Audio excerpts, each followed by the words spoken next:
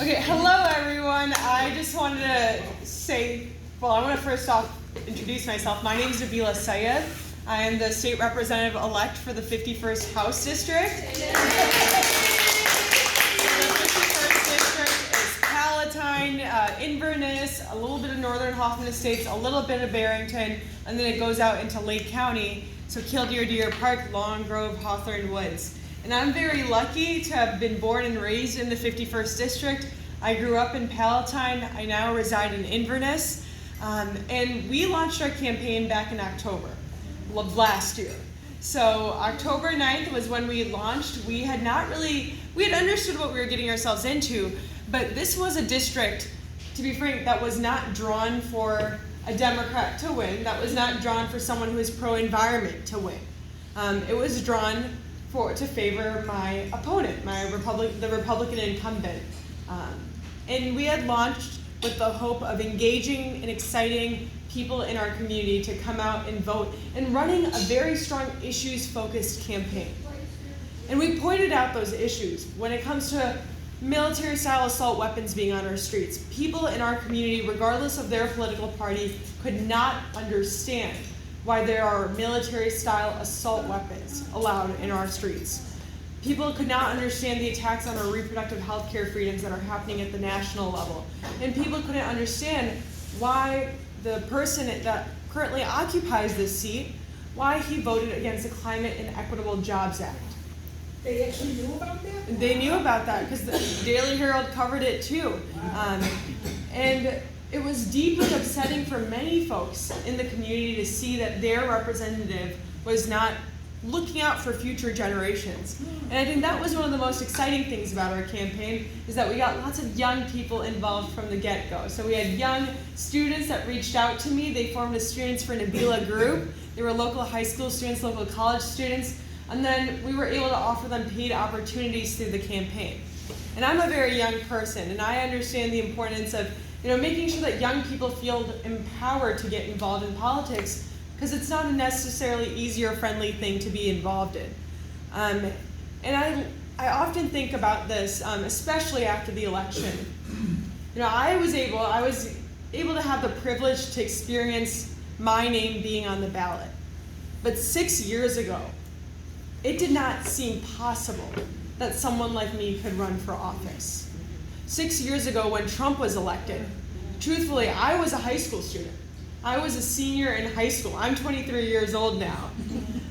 But it felt like my world was breaking, because I couldn't fathom how someone who had such hateful rhetoric, someone who spoke so blatantly about a Muslim ban, who was talking about different countries using very derogatory language, who did not understand at all anything about environmental policy, who did not care about keeping people safe from gun violence, how someone like him could be elected.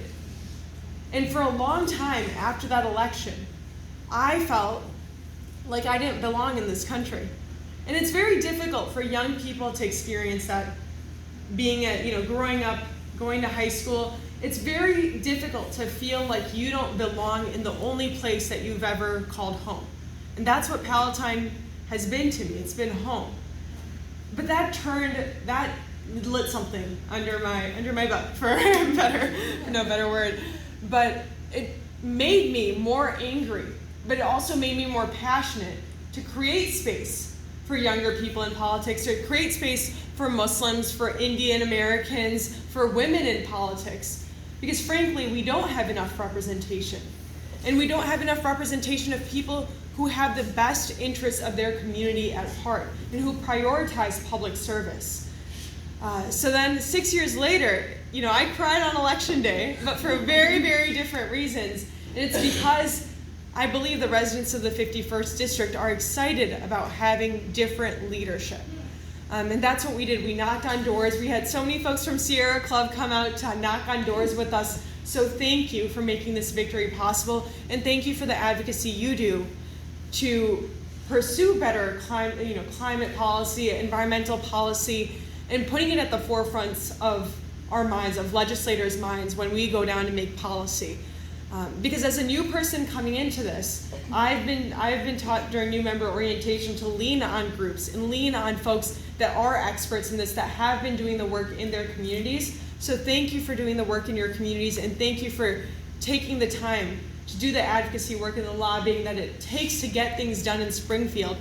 And the climate inequitable, like I'm very, as a young person, not as someone who's elected, not as someone who's going to be going down to Springfield, I'm very grateful to you all for making sure that the environment, at least here in Illinois, is going to be a bit better in the coming years, and that by 2050, we are going to be looking to transfer over to renewable energy. Because as a young person growing up in this state and in this country, I feel scared about my future. So thank you for doing the work for decades and for looking out for people like me and future generations. And thank you for helping me get elected.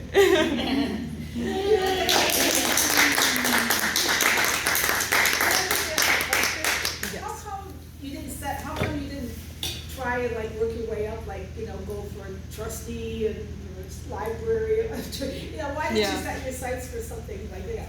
So I was actually working on some school board races for District 211 when I decided, soon after that, I decided to run. So we had won the 3 seats that we wanted to win for the school district, and I had seen, and this was for other people, so I was just helping support their campaigns and managing a campaign for the school district race. But I had started to see this, you know, the rise of far-right extremism seep down to the very local level. So, you know, we saw that with Trump, but then we continued to see it come down to school board levels, to library board. And after that, as a young person, my initial reaction to that was, well, I'm starting this job at this voting rights organization, but I think I have a little bit more time.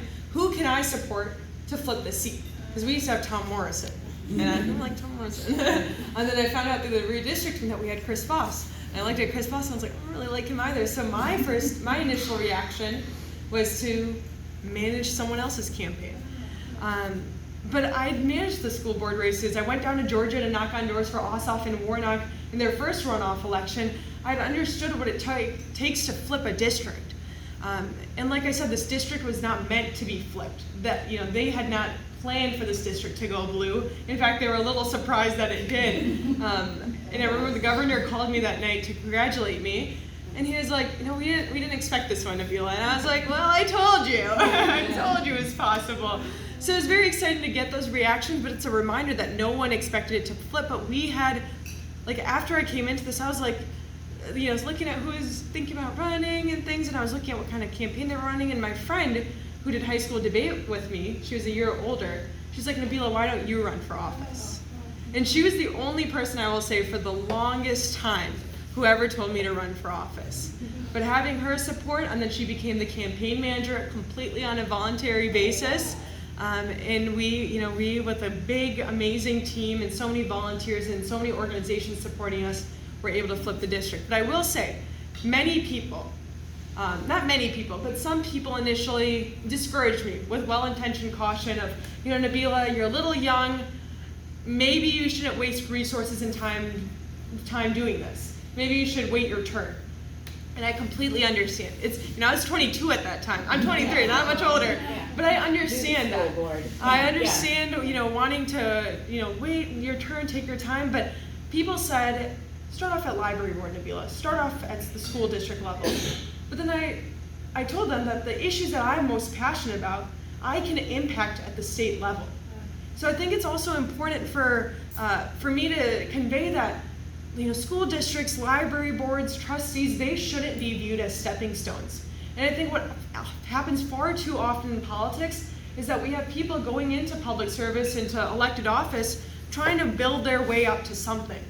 But I went for state representative because the things I cared about, the things like education, you could impact how much funding schools are receiving through the state, through their state revenue at the state level, and through the state legislature, through the General Assembly. And that can help alleviate the property tax burden. So when senior residents are talking about not being able to pay their property tax bills and how unfair the system is, that can be alleviated also at the state level. Environmental policy, even CEJA was an inspiration for me to run at the state level, because I was like, you could take historic action about climate justice at the state level. Like, that could be done so well. And because I'm biased, but because Illinois has such a productive government, especially these past 4 years, they've been able to accomplish so much. So I wanted to contribute to that. But it's important for me also as a young person to make sure people don't view these things as stepping stones, because school board, I would say, sometimes is more important than what we do in the state legislature. It impacts the lives of students day in and day out. So I think, that is a big change, a mindset that I had approaching the state legislature too. Are you the youngest or will you be the youngest legislator down there, and are you the youngest ever? So I am the youngest woman elected, very specific words. Oh, okay, okay. So there is someone who's actually younger than me that got elected this cycle, to my surprise. He's a Republican legislator. He's 22 years old, from Dixon, Illinois. And we were talking the other day, and we differ on a lot of things, but we're like, maybe we could find some common ground on mental health, and we can work on that. But it was very exciting to see, a fellow young person in office as well, and it's interesting to see also someone on the other side of the aisle, just to see how his life experiences and his youthful perspective contributes to the way he legislates too. So I'm excited to work alongside him, but I will not be the youngest ever elected.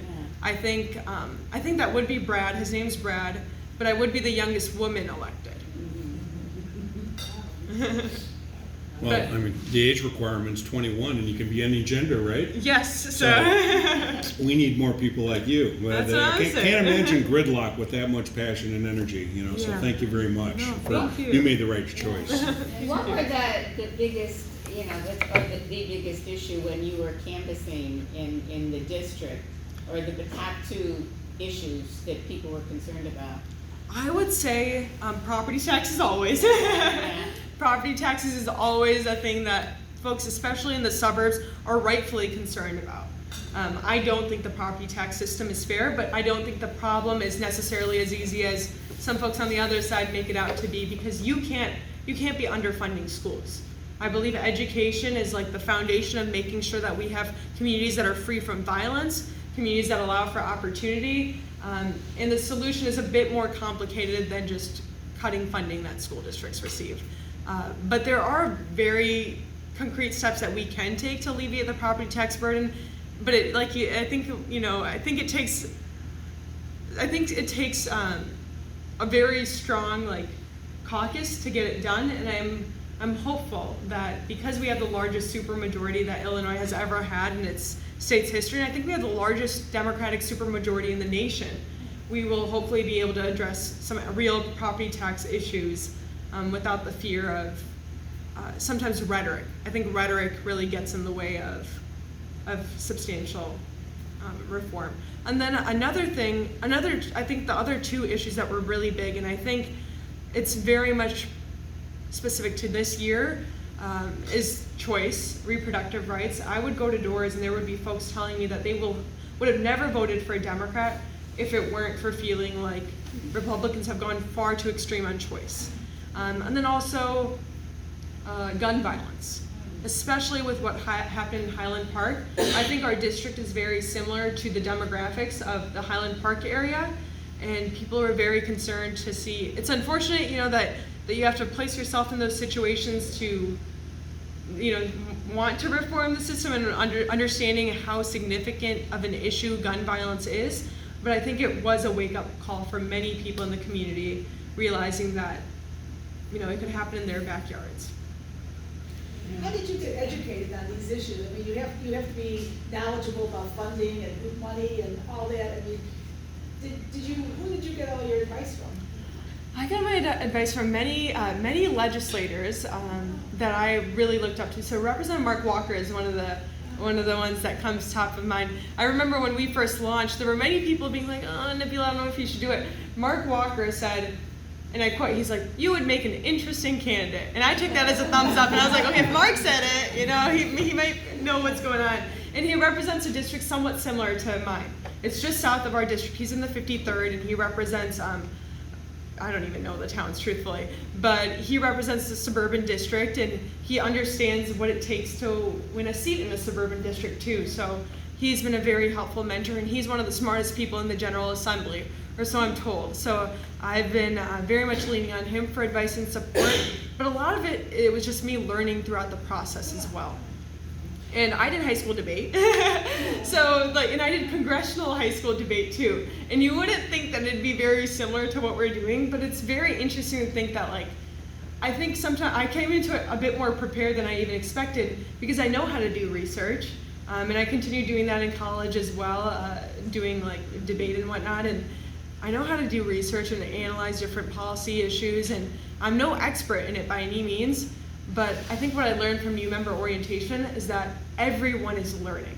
And as long as you're open to continuing to learn, then you'll be okay.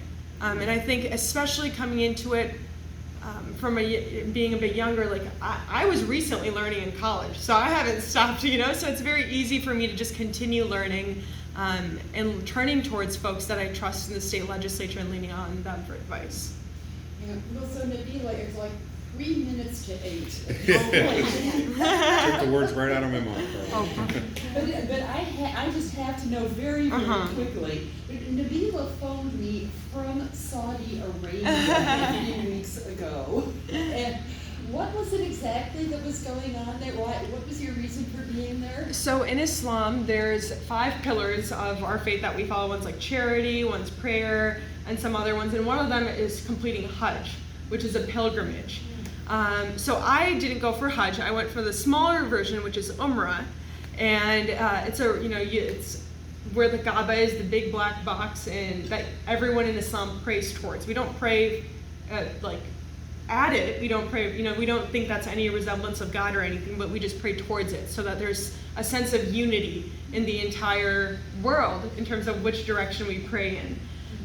And so I went for the smaller version, which is Umrah, and for me it was important to do that because, I wear a hijab on my head. I'm very clearly Muslim, but I think my spirituality grounds me a bit and reminds me to practice gratitude and be, grateful and hopeful about what's yet to come. So it was important for me after this very long year of campaigning. We had a competitive primary and then we had a competitive general election, so I never really got a break. But to center myself in a place that's very religious and stay grounded. And I will say, where we were in Mecca and Medina is very different from Saudi. So you're very insulated from the Saudi Arabian government. You're very much focused on religion there as opposed to any of the politics, which I find is nice because it's a different country. It's a very different country. So it was a very, very pleasant experience, and I was glad I got to go with my family. And my grandmother came with us too, and it's probably the last time. It's a difficult journey. It's 14 hours, so she probably won't be traveling again for it. So it was nice to complete Umrah with her as well. Yeah. Great way to cap off the campaign. Yeah, right. And then after that, I came back a few days later. Went to the Springfield for new member orientation. We're setting up our district office, which will be in Palatine. So if any of you ever want to stop by, we have open doors. Okay. Yeah. Thank you very much, Well, Nabeela. I thank know you you. have to take off. Yes, I'm sorry. I got to take a meeting at 8, but it's so great to be here. All right. Thank you.